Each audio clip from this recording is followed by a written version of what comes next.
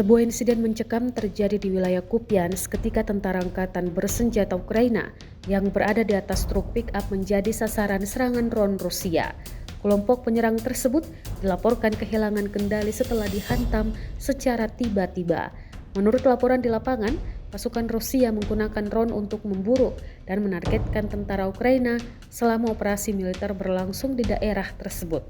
Rekaman detik-detik serangan diunggah di Telegram pada Senin 9 Juni 2025. Video itu memperlihatkan momen ketika drone menyerang dan menghantam kendaraan yang ditumpangi pasukan Ukraina, menyebabkan ledakan dan kepanikan di lokasi kejadian. Serangan itu mengakibatkan kekacauan di antara pasukan Ukraina. Mereka tampak turun dari truk dan mendorongnya masuk ke bawah pepohonan.